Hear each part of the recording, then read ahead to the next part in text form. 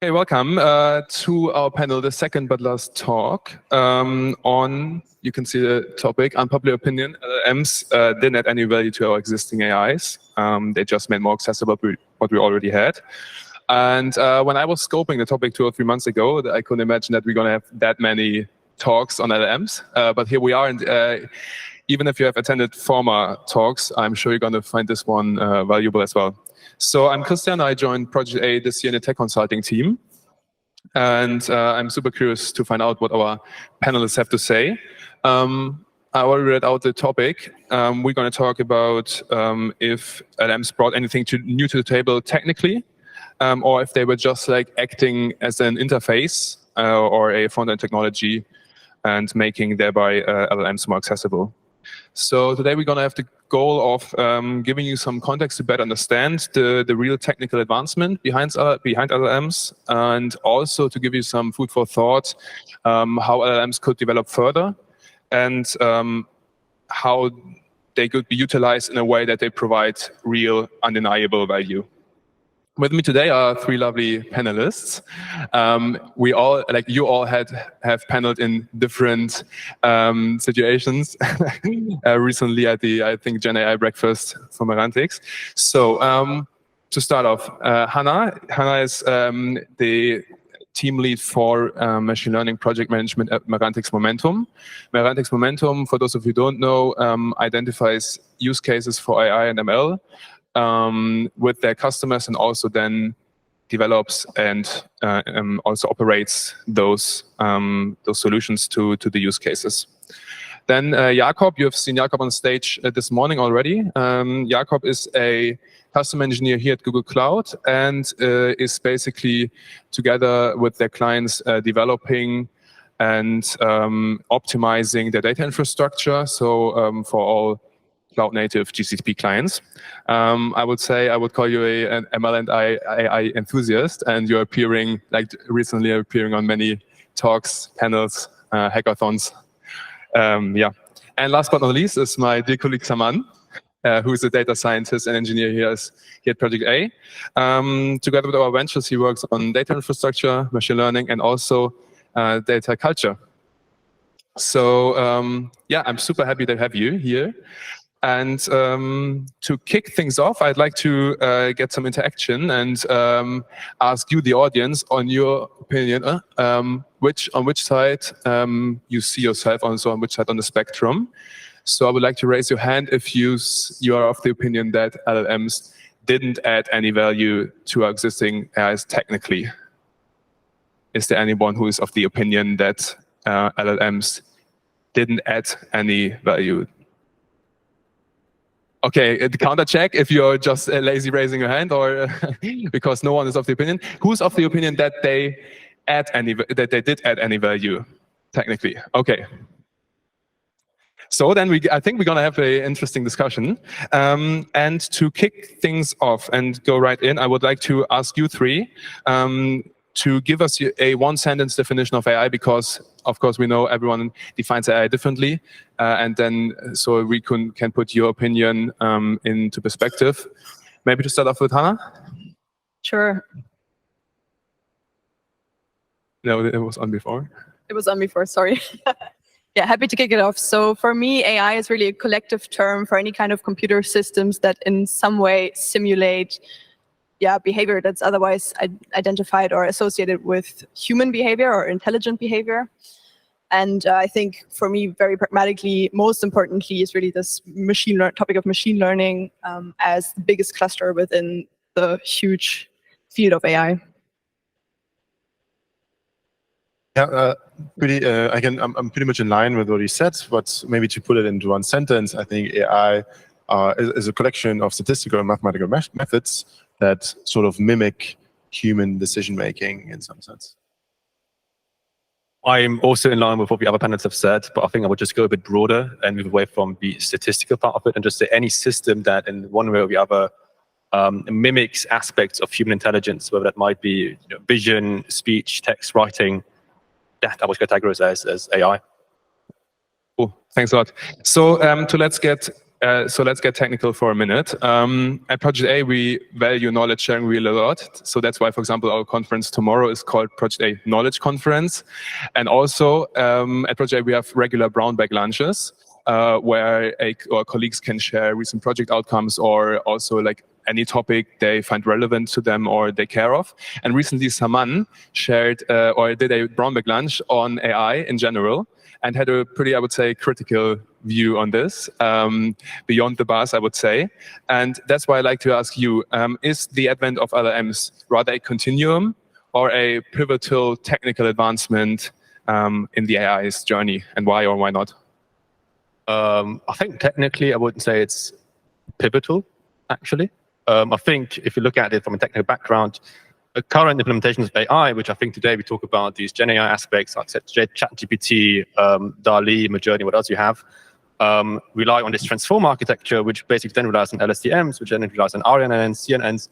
So I think you have a clear evolution and history of, you might even say, incremental additions and changes that have led to this point.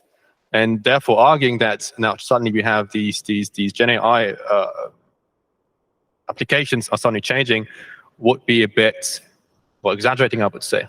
And I think if there was something like a Schmidhuber in here, he would now say, oh, no, I did all of this. And I think I would maybe partially agree with this, as on a technical level, it's a clear evolution. What, however, makes us such a buzz, in my opinion, that's why we have all of these panels and why we talk about this so much, is then that somebody like my 67-year-old dad now has a ChatGPT app on his phone and uses this because it's funny and cool.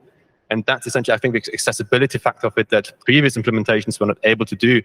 If you talk to somebody about an LSTM, they're like, bro, I don't fucking know. But then you can show them, hey, give me a cooking list for whatever I have in my fridge, and they can use it. And they're like, oh, this is fucking insane. And this is a bit where I would sort of argue it's definitely not a pivotal change technically. Might be pivotal in the sense of how it's being perceived and applied. To dig a bit deeper into this, what especially, so you mentioned, for example, transformer architecture.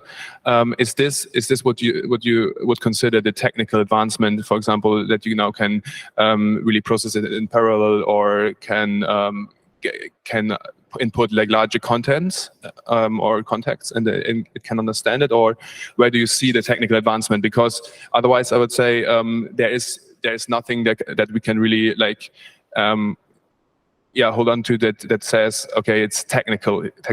I suppose, and I think that's also so funny when we talk about transformers, because they came out in 2017, I think was your former co-worker's paper when it was published. The main benefit, I would say, of transformers compared to, say, current applications or former applications was then you were able to, which goes into this parallelization effort, is that you are now able to work with much, much, much larger corpuses, corpi of body that we're not able to do so before, right? If you take a look at, again, it's LSTMs, which we might have had before, you were maybe able to go back as far as a sentence or two, because then you got into these diminishing returns and you were like, oh, I don't even remember what you said. And now, you know, ChatGPT can write you books of content because this sort of shortcoming has been alleviated with its current implementation, which, yeah, can be attributed to a transformer, sure. Applications of it then, of what, say, OpenAI does, what BART does, I think are then more that on scale. Maybe to add on to that, I absolutely agree with what you've said. I think what's very much a continuum is also when you think about language, we are always, or the whole field of natural language processing is kind of concerned about capturing context. And for the longest time, this was incredibly hard. As you said, like we didn't really get past sentences of context that were able to be processed. And then 2017, this transformer comes along, of course, also building on tech that was there previously, but this basically sparked this explosion of exponential growth in what you can process in terms of context, whole books, whole like even libraries maybe at this stage. So this is really incredible. And I would also agree that the change we're seeing now, what's quite pivotal, is definitely that we can now, as an end user, also shape more how a tool behaves without having to train it, without having to be super technical about it. But I do think this is partially also a technical invention for sure, coming from the way these models are pre-trained and now allow us to, for example, give examples, give context, provide intents and say, dear model, please behave as if you were XYZ, or please write in the style of this. And this is quite pivotal, because this definitely makes some things way easier. And we can discuss later if this is a continuum or if this is really groundbreaking. Yeah. I will come back to this definitely. Jakob, why did your colleagues did take so much time from 2017 until now, until transformer architecture really, really developed itself to a point where it could be utilized in a way that we can now really see at least a business value of course. Hard for me to make a statement for the researchers at this point, from my perspective, obviously. But yeah, interesting question. I think it's really in line with the fact that, in my opinion, technology usually doesn't make pivotal changes. And that's sometimes a little bit of a tough truth, because I think us as humans, we're also a little bit wired in the sense that we love the story aspect about these individual geniuses that make an invention, and then everything changes, and then we have suddenly this black box solution that just solves all our problems based on one genius's idea. But usually in technology and in research, it doesn't work like that. It's rather one researcher builds on the work of many others. We're all sort of working on shoulders of giants in the end. We never invent everything from scratch. And that's also fine like that, right? That really makes the research culture and the research community, right? That they collaborate and build on top of each other's ideas. And really the pivotal changes, in my opinion, happen on the application layer, similar to what Saman said, right? Suddenly there's a breakthrough. Someone had the idea of, hey, why don't we bring together this technology with a certain business use case where we see a large need. This could solve this specific use case. And then these two perspectives come together, and when this both fits, right? There's a technology that has certain strength, and then on the other hand, you have a business use case that can be solved, and that makes sense together, and if this actually has value, then it really explodes. Then you have your pivotal change. But again, that's more rather on the application layer than on a technological, in my opinion. Yeah. So it's partly a interface, because it's sticking together to the technologies, and then there would be an interface, like the application acting as an interface and making front end, whatever you want to call it, and making it then accessible. In a sense, yeah, of course. I mean, in the end, you plug together multiple technologies and then you try to get a certain output. Right? Yeah, absolutely. Okay, and then to briefly talk about like the business value of LLMs. Hanna, you work closely together with clients across industries. What would you say the introduction of LLMs has it, or like where has it led to a significant change in the perception, but also in the understanding, A, among the masses, and B, in business in general? Yeah, so I think, and I would expect we all agree with that, and you already mentioned that what's really this amazing trend we are seeing is that everyone is getting hands-on and trying to work with these tools. So I don't really know anyone who hasn't at least tried to generate some greeting card text or something like that with LLMs, which is amazing to see. But to talk about industry, I think maybe two interesting things happen. So first of all, we can feel the FOMO. So if there was anyone before not thinking about, okay, how can I use how can I use AI essentially to accelerate my business, is now for sure thinking about it, at least, if not acting on it. And secondly, of course, it also unlocks certain use cases or certain thoughts. And I would also say, of course, sometimes the conversations we have, it seems like ChatGPT is seen as like the solution to everything, which is clearly not the case. And we are also seeing that, for example, in industry, we have a lot of clients in industry. The main data sources that we really have there are time series and tabular data. And this should not be underestimated. So everything that was always said before, like build up your data warehouses, build up your lake houses, build up your, make sure you build the foundation to utilize this value. This still holds true up to this point. And there are a ton of methods that should not be underestimated. And then on top of that, language comes in as a very interesting interface to access this data in a new way. And I think that's really cool to see. But we always have to make a bit of this trade-off to see where's really where is it language that solves the use case, and where is language just a cool addition to have a new way to interact? Can I just react on this? So generally, 100% get your basics straight before you jump into the more advanced stuff. Couldn't agree more. But where I would disagree with you is really, since you or in the point you said that you see with customers you see mostly structured data in time series. Yes, they do have a lot of that, but they have a lot of that because they didn't pay attention to all the textual data or the data that could potentially be used for NLP use cases, I would say. So obviously there's a lot of structured data and time series, and obviously companies still struggle with the basics and getting really the infrastructure state. But I would say there is even more textual data. They just didn't unlock that yet as data that has potential to be used with AI so much. Absolutely, yeah. I think I can only agree with that. And I think maybe to add one aspect there. Is that I think in every company you have functional units that have a lot of text, being that the legal space, being that HR internal knowledge bases, where you have a lot of data that you can unlock in new ways nowadays. And then in your core business, it really depends on what you're doing, if that's also textual or if that's different data. But I agree in that sense, yes, I think every company has to some extent potential to look at your text data. Thanks a lot for the little rewind. To come to like the current scenario, we briefly talked. Hanna, you mentioned it about like the way you write prompts. Also, there's future learning. You mentioned it before in your talk as well to utilize, for example, giving a demonstration of different use case of the things that the LLM is supposed to do to like fine tune it in a way. Is there are there any examples? Could you share any example where for example, these two types of fine tuning in LLM, a task agnostic LLM, has led to any impact in any industry? By, for example, adding this context, and thereby, for example, unlocking long-tail use cases that formerly couldn't even solve because there's simply no return on invest?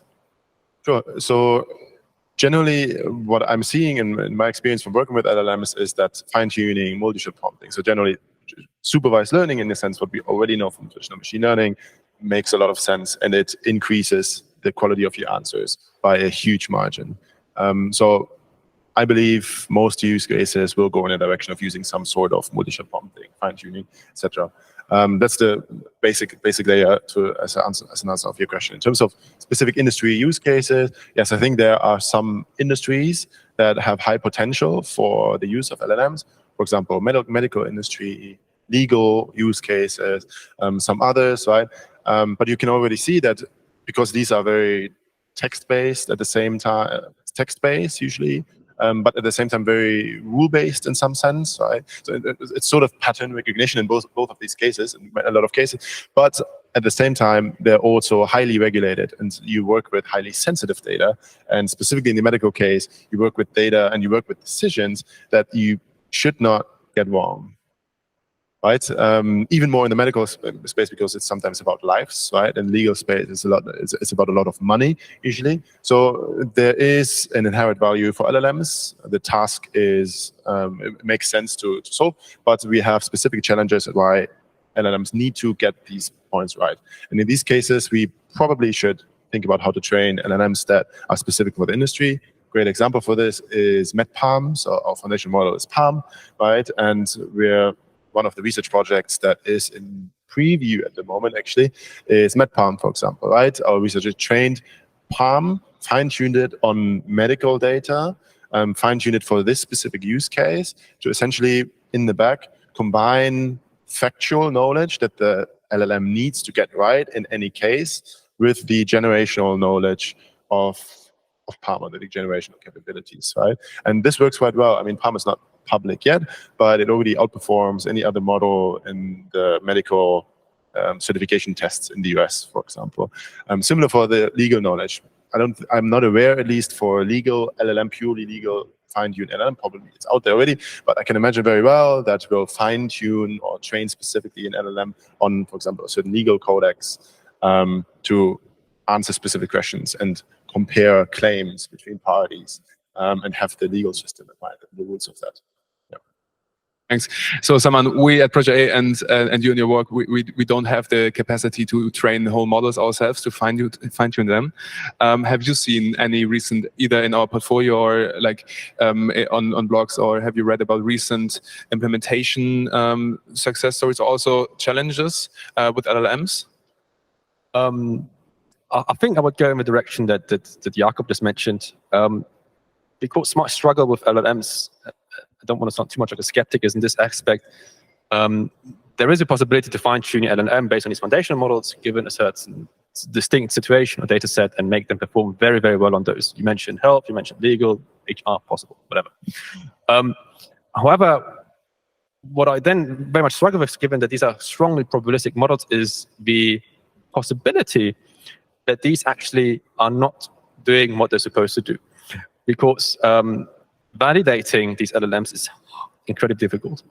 So there are numerous articles where I've seen that while they might perform very, very well on these legal bar exams or these health exams, whatever that might be, putting them to practice, they always are being outperformed easily by an actual lawyer, by an actual doctor, which makes this intelligence aspect, which is being touted as this strength of these LLMs, kind of ambiguous.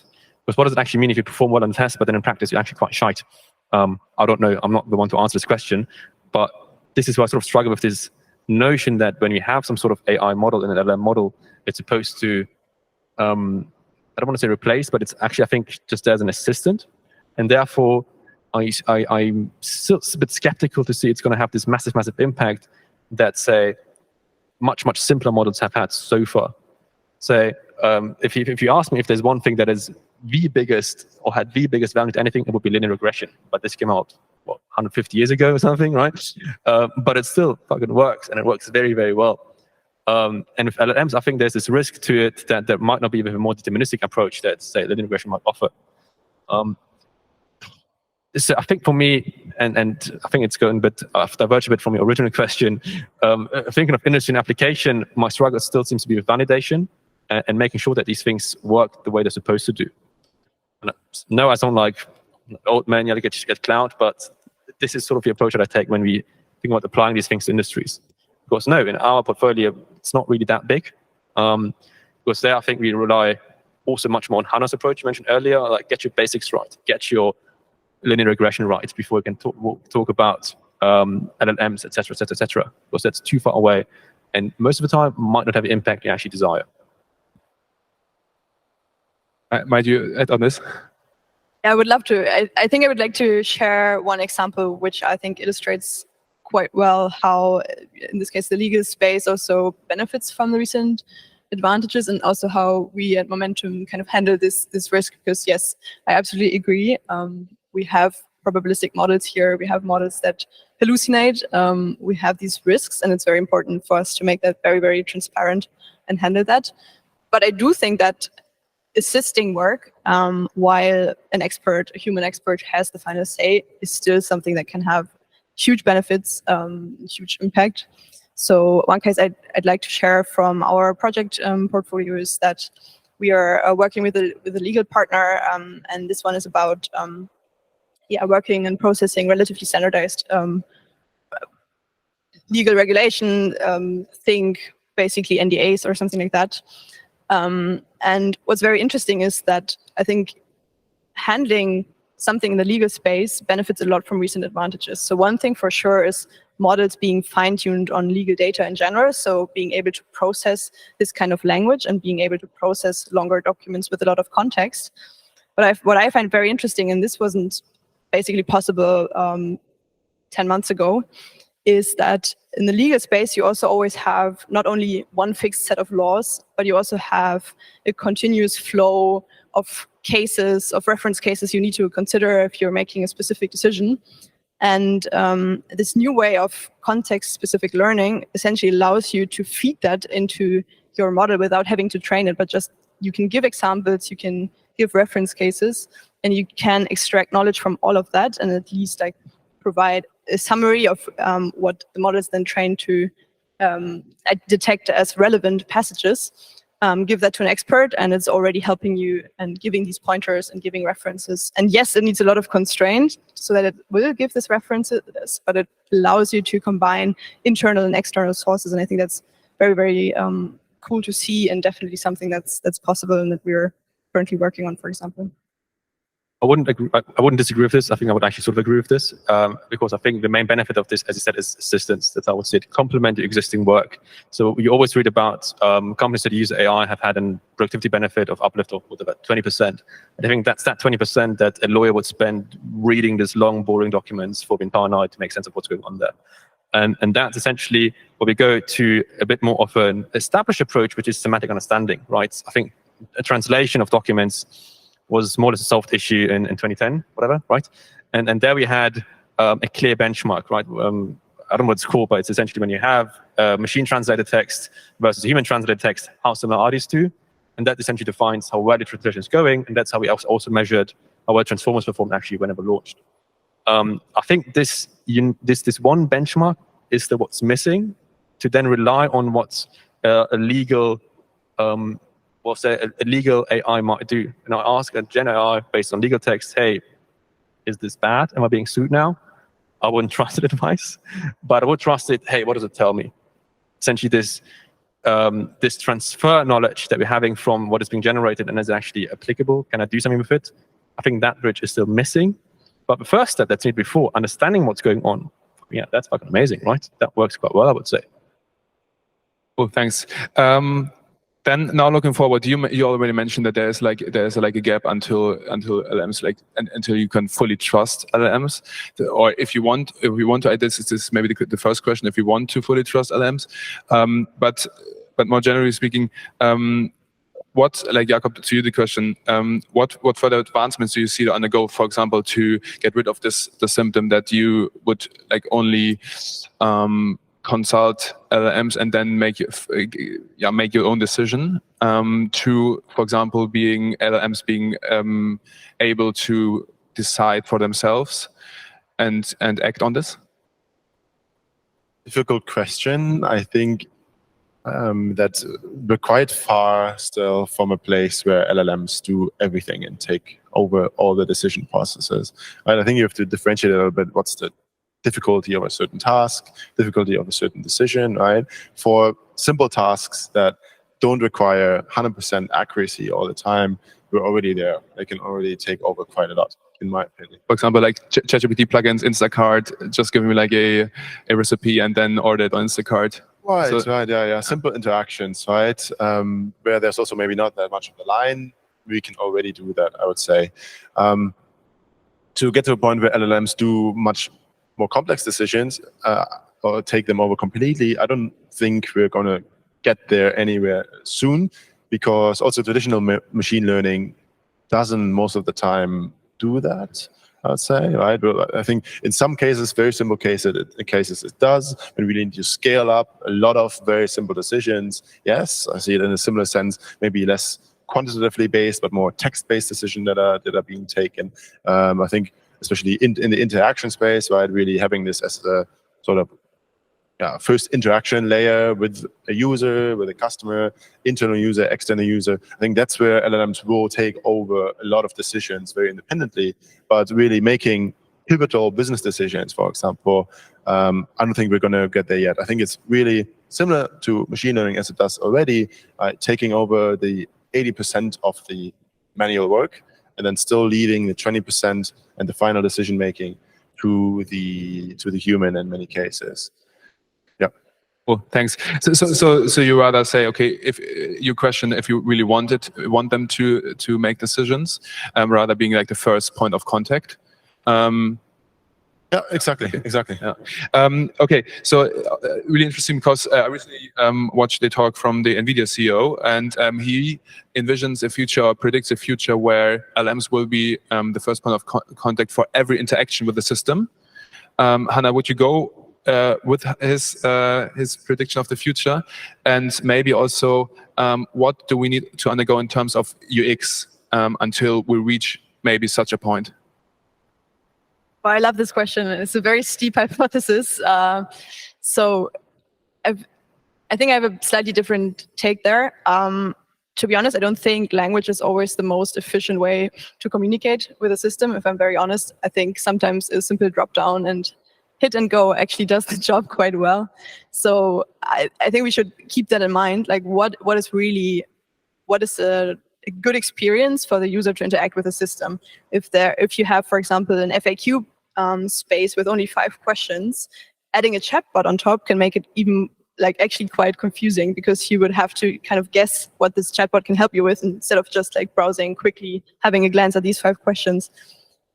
But in general, I do agree. What's a very interesting trend is to see language being more and more an interface between humans and machines, even between machine and machines, in the sense that we see this trend of multimodal models involving where you have models trained on different modalities, like, for example, image and text, or so video and text.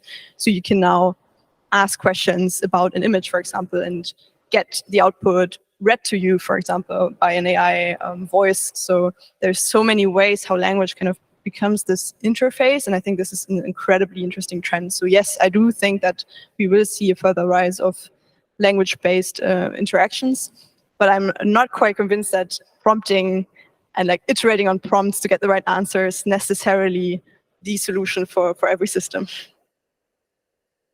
I think you just described Clippy, basically. So I genuinely do not think language is anywhere close to being the most efficient way to communicate with any sort of system. I think, and that's essentially also what I attribute to the success of ChatGPT to, is the tendency of humans to feel much more comfortable with anthropomorphic systems. Like ChatGPT talks and reads like a human being, and that's what makes it so impressive. Whereas a complicated, I mean, we all from a text space here, a CLI or whatever interface you might have is then sort of scary and spooky.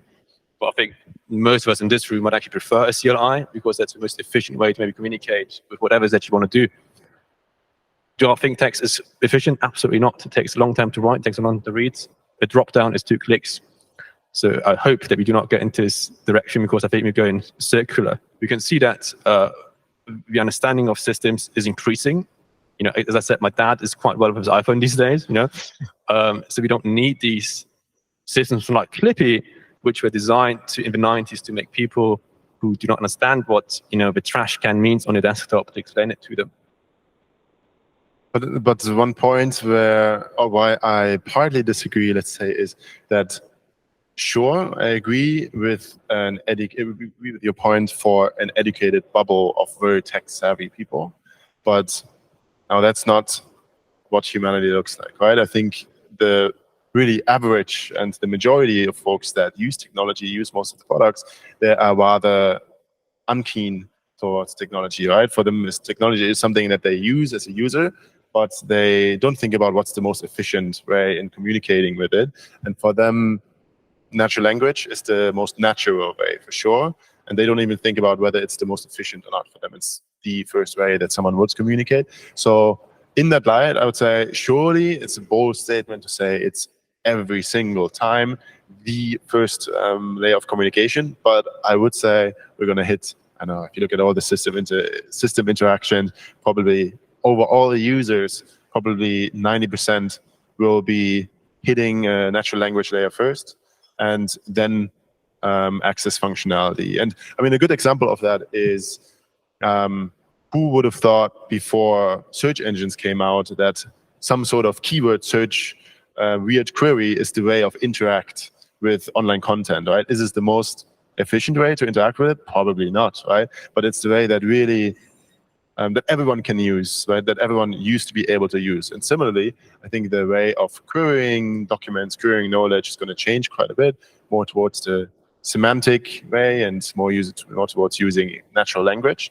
But similar to search, I think we're going to have, in a similar manner that search bars work now, we're going to have more agents or search bars that act as agents to interact as a first layer, that's for sure.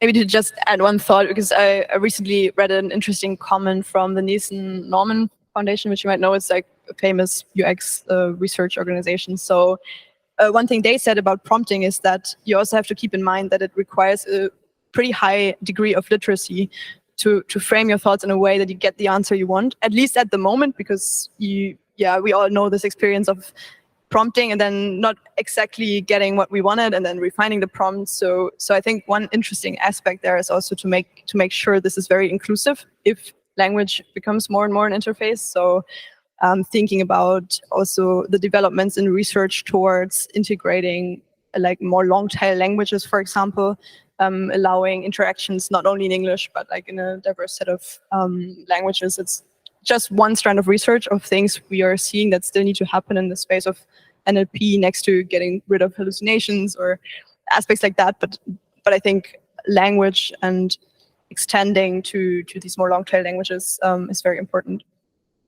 Thought there, completely agree that obviously prompting in the back, right, when you're hitting the LLMs is complex and needs to follow a certain structure.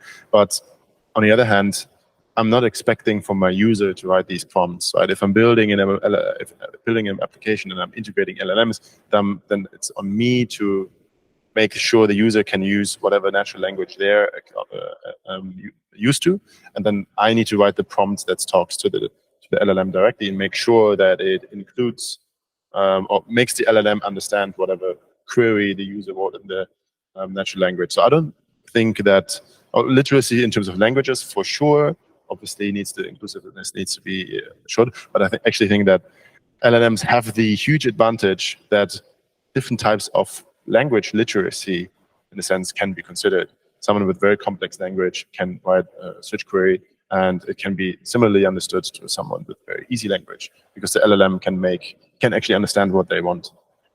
So I'm not so sure about though. I think that's where we disagree, because I think language is, and I'm not just talking about this bubble that we're in, it's just not the most efficient way to transport information. I can't recall into how many arguments I've gotten on WhatsApp because a message I've written was perceived in a wrong way. And if any sentence you say and you put the emphasis on something on a different place, it has a completely different meaning. If I told you, that's a nice shirt, you might be offended. Whereas I might actually use a genuine compliment because I also like Wu-Tang, you know? And I think this is then the issue that you have when you then interact with these systems, where if you say, hey, I want last quarter's revenue, what quarter are we talking? Is it the financial year? Is it the calendar year? And these contexts is what they need to figure out from first a business side, and then also say if you talk about the 90% that are just general consumers, what does this mean to them? We talked about it being very accessible, and I think this sort of reminds me of when iOS launched. They had this heavily skeuomorphic design, so your contacts were like a Rolodex, because we had to sort of accustom people that swiping means you go through something. We had pinch to zoom because, well, I don't know where this occurs naturally, but we had all of these metaphors for very familiar objects. And we've moved away from this because now we have more phones than people on this planet, and we sort of understand this is the overall gesture to zoom into something, and this means up and down. And I think with more technical literacy that we have as a human race, we're also going to move away from these abstractions that might make things actually a bit more difficult, in my opinion, because prompting and getting the right thing is actually not as straightforward as I'd like it to be. Absolutely. Actually, it's funny that you took it, that you chose the Q3 revenue or last quarter's revenue example, because that's exactly one of the examples that I had in my talk earlier, right? But I believe that with a good semantic understanding, a layer that understands semantic meaning, you'll be able to cover that with an LLM, because an LLM can either ask you back, hey, there are multiple quarters, right? Which one do you mean? Or quarter X, quarter Y, quarter Z. And that's exactly the major advantage, in my opinion, because you can use the natural language and it can make these connections, put them into context, maybe see what's available in my database, in my knowledge base, and draw conclusions across, essentially. So yeah, I completely see the challenge, 100%. But that's then really on the prompting. Hey, don't give the answer directly, but consider all the options, or however, right? Okay, I have the feeling that the conversation could go on for like plenty more minutes. I have a lot of questions as well, but I want to give you as the audience the chance to ask questions, if there are any, to our three panelists. Otherwise, as I said, I have plenty more. So, but we are happy to assist you with a microphone, and then you can ask them. If not, then I will ask my questions. So we now talked about like the basic interaction with the system, but now coming back to LLMs, what do you think will the role be of LLMs in this whole sphere of interaction with the system? Where will the role in the future be? Will it be, for example, for every textual interaction? Will it be an LLM, or where do you see it? I think the main benefit of LLMs at the moment are the multimodality. Right? They can work with text, but they can also maybe work with tables. You can hook it up to your database. They can work with images. And in a scenario, maybe 10, 20 years from now, the coolest thing ever that will be is that this sits basically a part of infrastructure, as part of your Office suite, as part of all the tables that you have. And from that generates your overall knowledge base. And having essentially your Google LLM, your Merantix LLM, your Project A LLM, which essentially is then your go-to person for all questions that you have. And it's like, hey, listen, where are these slides that I built 4 years ago? And they're like, oh, here they go. Oh, thank you. This is what I see essentially this main core productivity benefit that an LLM can offer on a productive scale as part of any organization, really. I think that's a bit about the accessibility here. This can be part of literally any company. It doesn't matter how boring or old-fashioned you are. This can be embedded anywhere. Right now, I think we're not there yet. Absolutely not, because LLMs are then always constricted to some sort of microcosm that we want to explore.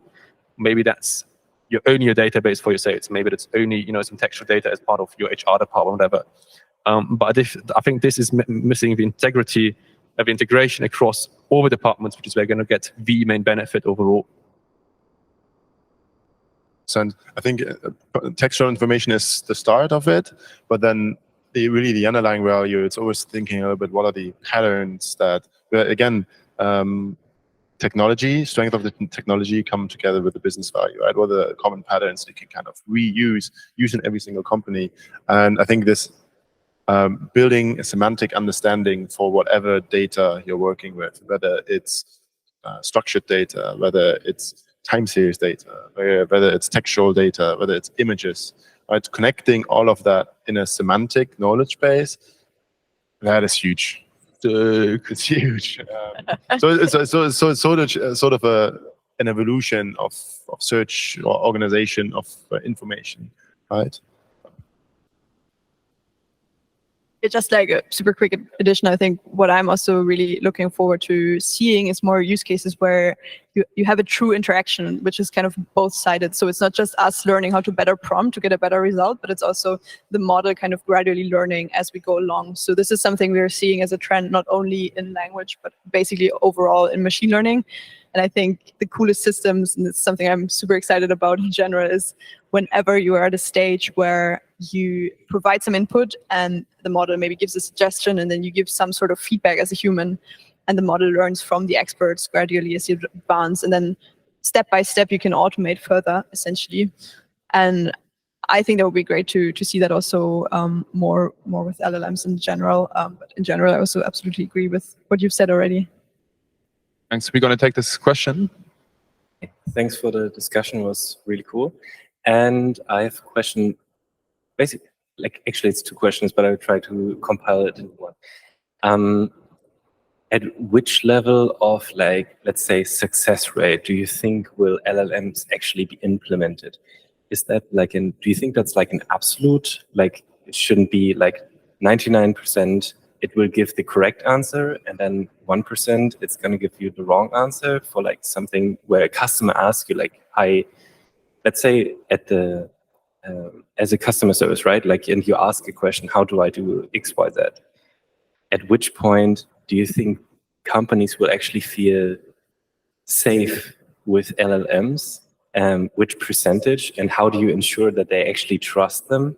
Because right now, I think there's still this, yeah, but maybe what about that 1% when they go off, and then they're how do I don't know, update my iPhone, and then it tells you just throw it into the microwave or something. I don't know. I know it will be more reasonable than that, but how do you see that? And how do you think, or what do you think? It's another question. How do you think the whole topic or the whole argument of LLMs just being stochastic parrots? what do you think about that? Do you think they are stochastic parrots only, or do you think they have like an inner world model that they actually can somewhat reason? We already ran out of time, but Hanna, I would say you will give the answer, and then you're always welcome to then discuss afterwards. But Hanna, here you go. Okay, I will hurry so that you also get a chance to comment if you like. So, stochastic parrot, yes, definitely. I mean, this is partially what they are built for. That's great. They give the most probabilistic answer, which is very, very powerful, but also comes with these limits of potentially giving wrong answers.